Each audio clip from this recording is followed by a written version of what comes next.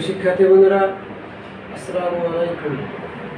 আশা করি মহান করুণাময় আল্লাহ তাআলার অশেষ মেহরবানিতে করোনা ভাইরাসের যে আক্রমণ সারা বিশ্বব্যাপী, যার আক্রমণে সারা বিশ্ব দিশাহারা, এই পরিস্থিতির ভিতর দিয়েও যে আমরা এখনো সুস্থ আছি, সেই জন্য মহান রব্বুল আলামিনের দরবারে শুকরিয়া। আশা করি তোমরা সবাই ভালো আছো। আমি মোহাম্মদ ওয়ালিউর রহমান, সহকারী অধ্যাপক, পরিসংখ্যান বিভাগ, পাটনা ডিগ্রি কলেজ, ঝিকরগাছা, যশোর থেকে আজকের এই অনলাইন ক্লাসে তোমাদের সবাইকে সালাম, শুভেচ্ছা ও অভিনন্দন। আজ আমি তোমাদের সাথে শেয়ার করব উচ্চ মাধ্যমিক পরিসংখ্যান প্রথম পত্র থেকে পঞ্চম অধ্যায় পরিঘাত, বঙ্কিমতা ও সূচলতা। এই অধ্যায় নিয়ে আমি তোমাদের সাথে বেশ কিছুদিন ধরে আমরা শেয়ার করছি। তো আজকে আমি একটি উদাহরণের মাধ্যমে তোমাদের দেখাবো যে কীভাবে আমরা সূচলতার পরিমাপ বা সূচলতা অঙ্ক নির্ণয় করতে পারি। তোমরা সবাই হাইড্রোনের দিকে লক্ষ্য করো। আমি একটি অঙ্ক এখানে দিয়েছি যে 5 জন শ্রমিকের বয়স 25, 27, 30, 31 ও 33 বছর। প্রশ্ন এরকম যে সূচলতা বা সূচলতা অঙ্ক বলি আমরা, যাকে আমরা সংকেতের সাহায্যে বিটা 2 দ্বারা প্রকাশ করি, বিটা 2 নির্ণয়। আমরা এই তথ্যের আলোকে আজকে আমরা দেখবো যে বিটা 2কে আমরা কীভাবে নির্ণয় করতে পারি। আমি কতদিন তোমাদের সাথে বিটা 2 সম্পর্কে ধারণা দিয়েছিলাম এবং তার সূত্র শিখেছিলাম, কিন্তু আজকে আমি প্র্যাকটিক্যালি একটা উদাহরণের মাধ্যমে কীভাবে বিটা 2 নির্ণয় করতে পারি এটা তোমাদের সাথে আমি আজকে শেয়ার করবো। তো আসলে আমরা কীভাবে আসলে এই অঙ্কটির সমাধান করতে পারি। তো প্রথমে আমাদের সূত্র জানা প্রয়োজন। এই সূত্র না হলে আমরা অঙ্কটা করতে পারবো না। তো প্রথমে আমরা এভাবে লিখতে পারি যে আমরা জানি বিটা 2 সমান সমান মিউ 4 মিউ 2 স্কয়ার। তো আমি তোমাদের সাথে এর আগে মিউ 4 এবং মিউ 2 কিভাবে নির্ণয় করি সেটি দেখিয়েছিলাম। তো এখানে মিউ 4 এবং মিউ 2 এর সূত্র আমরা একটু লিখি। মিউ 4 ছিল এরকম যে summation xi minus x bar to the power 4/n। Mu 2 সমান সমান এরকম ছিল summation xi minus x bar square by n। এবং এখানে x বার বলতে আমরা যেটা লিখছি, x বার সমান সমান ছিল এরকম যে x বার সমান সমান সামেশন xi বাই n। মোটামুটি এই সূত্রগুলো আমাদের আগে থেকে জানা থাকতে হবে, তাহলে আমরা এই সংখ্যাগুলোর সূচলতা অঙ্ক বা বিটা 2 আমরা নির্ণয় করতে পারবো। তো এটা নির্ণয় করতে গেলে আমাদের একটি ছক তৈরি করতে হবে, যে ছক থেকে কিন্তু আমরা ফলাফলগুলি পাবো, যে ফলাফলগুলির ভিত্তিতে আমরা বিটা 2 নির্ণয় করতে পারবো। তো আসলে আমরা এখন একটি ছক তৈরি করি এবং ছকে আমাদের কী কী প্রয়োজন সেটা কিন্তু সূত্র দেখেই আমাদেরকে বুঝতে হবে যে এই বিষয়গুলো আমাদের ছকের ভিতরে আনতে হবে। তো আমি এখানে প্রথমেই লিখব যে সমাধান তালিকা। সমাধান তালিকা এখানে আমরা প্রথমে লিখব যে xi একটি কলাম হবে, তারপরে একটি কলাম হবে xi minus x bar, xi minus x bar square, এবং সর্বশেষ আমাদের যে কলামটি হবে xi minus x bar to the power 4। এবং আমরা মানগুলো পরপর এখানে লিখব। যে প্রথম মান ছিল 25, 27, 30, 31 এবং 33। এখন আমি সুন্দর করে একটা সারণী তৈরি করবো, মান দাঁড়িয়ে দেবো সারণীর। আমাদের যা যা প্রয়োজন সবই আমরা এই সারণী থেকেই পেয়ে যাব। আমাদের একটু ধৈর্য সহকারে এই সারণী তৈরি করতে হবে।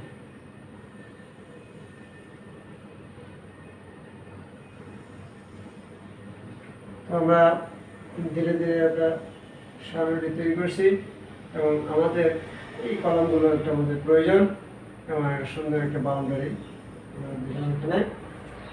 তো প্রথমে দেখো যে এক্স এর মানগুলো দিয়ে আছে, আমি আর একটু সুবিধার্থে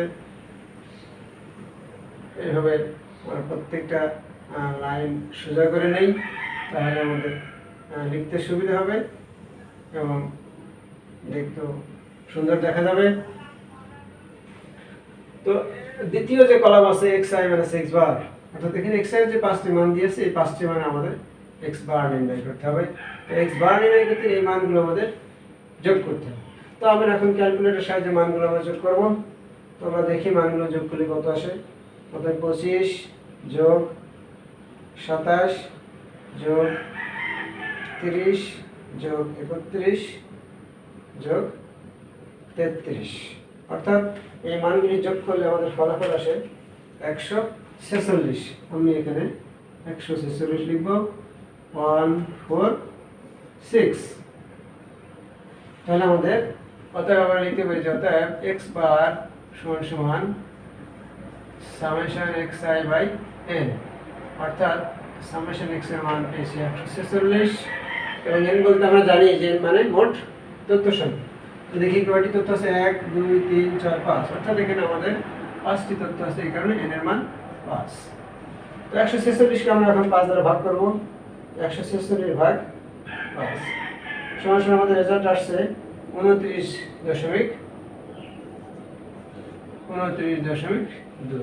তাহলে আমরা এই এক্স বারের মান 29.2 কে নিয়ে আমরা দ্বিতীয় কলাম তৈরি করব। তো এই সবগুলো আমরা ক্যালকুলেটরের সাহায্যে মান বের করব। এখন দেখি আমরা, তো প্রথমে আছে x I minus x bar, অর্থাৎ এক্স এর প্রথম মান আছে 25। তো আমি একটি উদাহরণ হিসেবে পাশে দেখিয়ে দিই তোমাদের। এক্স আই এর মান আছে 25, এই 25 নিয়ে আমরা করব। তো প্রথম মানটি এভাবে হবে যে x I minus x bar, এর প্রথমে এক্স আই মান আছে 25, তাহলে হবে 25 মাইনাস 29.2 সমান সমান আসে আমাদের কি কত আসে, 25 মাইনাস 29.2, অর্থাৎ মাইনাস 4.2, মাইনাস 4.2। তো প্রথম মানটি আসবে মাইনাস 4.2। একইভাবে আমরা পরবর্তী এক্স এর মান আসবে 27, অর্থাৎ আমরা এখন দেখি যে পরবর্তী মানটা কেমন আসে, অর্থাৎ 27 মাইনাস 29.2। 29.2 এই তথ্য সারির ক্ষেত্রে কিন্তু সবসময় একই থাকবে, যেহেতু এটা গাণিতিক গড়। রেজাল্ট আসছে মাইনাস 2.2। পরবর্তী আসছে 30 মাইনাস 29.2, তাহলে আমাদের রেজাল্ট আসছে 0.8। পরবর্তী রেজাল্ট আসছে 31 মাইনাস 29.2, তাহলে আমাদের ফলাফল আসে 1.8। সর্বশেষ যে মানটি আছে যে 33 মাইনাস 29.2, তাহলে আমাদের ফলাফল আসে 3.8। তো এই কলামের যোগফল আমাদের প্রয়োজন নাই, এই কারণে যোগ আমরা এখানে করছি না। আমাদের এখন তৃতীয় কলাম করতে হবে, তৃতীয় কলামের যোগফল প্রয়োজন এবং চতুর্থ কলামের যোগফল প্রয়োজন। এই কারণে আমরা সায়েন্টিফিক ক্যালকুলেটর যাদের আছে তারা আমরা কিন্তু একবারে যোগফল বের করার জন্য এসডি আনতে পারি, সেটা আমি তোমাদের সাথে পরে শেয়ার করব। আমি এখন তোমাদেরকে এই মানগুলো বের করার আগে শিখি, তারপর আমরা পর্যায়ক্রমে শিখব। তো এখন আমাদের পরবর্তী যে মানটা আছে তোমরা দেখতেই পাচ্ছ যে x I minus x bar square, অর্থাৎ এক্স আই মাইনাস এক্স বারের যে প্রথম মান আছে মাইনাস 4.2, এটাকে আমি স্কোয়ার করবো, পরবর্তী এটাকে স্কোয়ার করবো, করে এই মানগুলো আমরা যোগফল নির্ণয় করব। তো আমি দেখি পর্যায়ক্রমে কিভাবে ফলাফলগুলি বের করতে পারি। তাহলে প্রথমে আমাদের আসবে মাইনাস 4.2, যেটাকে স্কোয়ার করলে আসবে আমাদের 17.64, 17.64। পরবর্তী যে মানটি আসবে আমাদের মাইনাস 2.2, এটাকে যদি আমরা স্কয়ার করি তাহলে রেজাল্ট আসবে 4.84। পরবর্তী রেজাল্ট আসবে 0.8, এটাকে আমরা স্কয়ার করব। 0.8 কে স্কয়ার করলে আসবে 0.64। পরবর্তীতে আছে 1.8, এটাকে স্কয়ার করলে আমাদের ফলাফল আসবে 3.24। সর্বশেষ যে মানটি আছে 3.8, এটাকে স্কয়ার করলে আসবে 14.44। দেখি এই ফলাফলগুলি যোগ করলে আমাদের রেজাল্ট কত আসে। আমাদের রেজাল্ট আসবে 40.8। এটা কিন্তু আমি একবারই করছি। আমার ক্যালকুলেটর, সায়েন্টিফিক ক্যালকুলেটর, যেহেতু এখানে স্ট্যাটিস্টিক্যাল ডাটা হিসাব করার একটা সহজ পদ্ধতি আছে, সেই পদ্ধতির সাহায্যে আমি করছি। তোমরা আমি স্বাভাবিক ক্যালকুলেটর দিয়ে পরপর যোগ করলে কিন্তু এই ফলাফল আসবে। এটা কিভাবে করা যায় সায়েন্টিফিক ক্যালকুলেটর সাহায্যে আমি আগামীতে তোমাদের সাথে শেয়ার করবো। আজকে আমি অঙ্কটি দেখিয়ে দিয়ে তারপরে দেখি সময় থাকলে আমি চেষ্টা করবো শেখানোর। এরপরে সর্বশেষ যে কলামটি আমাদের আছে, যে xi minus x bar, xi minus x bar to the power 4, এটা আমরা এখন করব। তো এটা করতে গেলে আমাদের ঠিক একই নিয়মে এই মানটাকে পাওয়ার 4 করতে হবে, এবং এটা করছে এই মানটাকে স্কয়ার করে আমরা মানগুলো পেয়েছি, এবং এই মানটাকে আমরা পাওয়ার 4 করব। এটা কিন্তু স্বাভাবিক ক্যালকুলেটর দিয়ে করা একটু সময় সাপেক্ষ এবং ঝামেলা বটে। তো সায়েন্টিফিক ক্যালকুলেটর দিয়ে করলে আমাদের এই ফলাফল আমাদের সহজে পেয়ে যাব।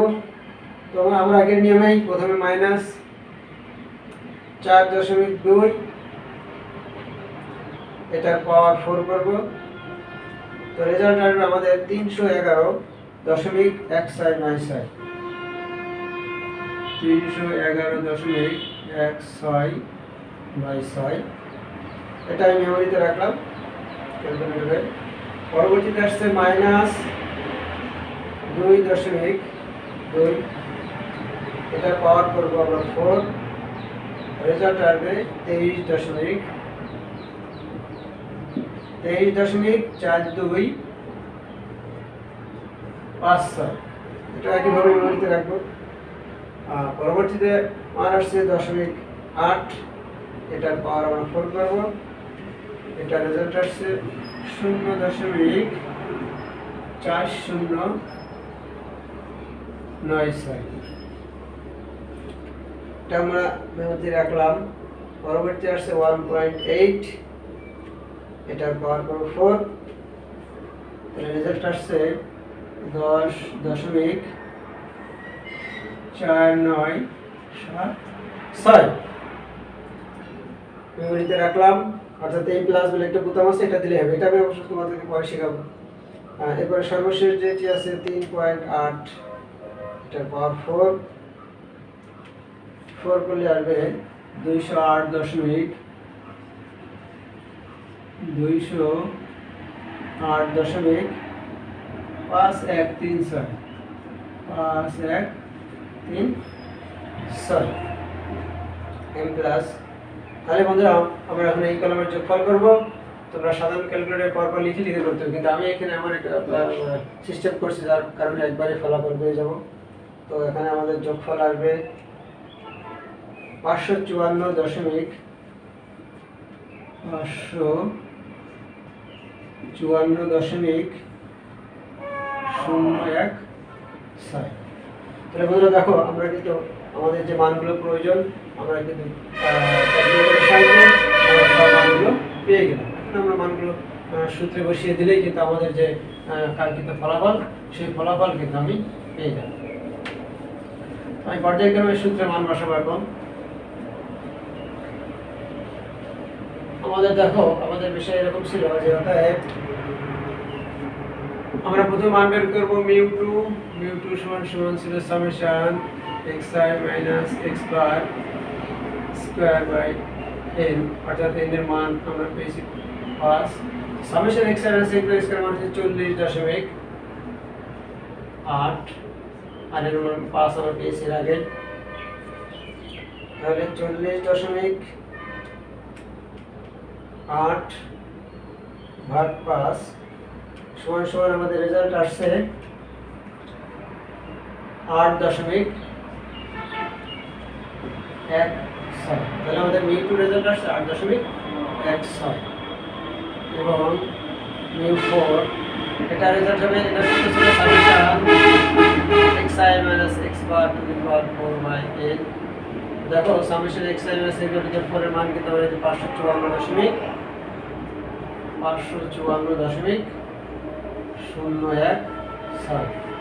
ভাগ n এর মান হচ্ছে 5। তো দেখি আমাদের কত আছে রেজাল্ট, 554.01 সমান সমান আমাদের রেজাল্ট আসছে 110 ভাগ 5 সমান সমান রেজাল্ট আসছে 110.110.3। তাহলে বন্ধুরা দেখো আমাদের সব মানগুলো কিন্তু আমরা পেয়ে গেছি। এখন আমরা ফলাফল সর্বশেষ পর্যায়ে এসে গিয়েছি। আমরা সর্বশেষ ফলাফল অর্থাৎ আমাদের বেটা 2 এর মান নির্ণয় করতে হবে। তো বেটা 2 এর সূত্র আমরা জানি, বা আমি প্রথমে আপনাদেরকে লিখে দিয়েছিলাম হোয়াইট বোর্ডে। তাই আমরা বলতে পারি যে বেটা 2 সমান সমান μ4 বাই μ2 স্কয়ার, μ4 বাই μ2 স্কয়ার।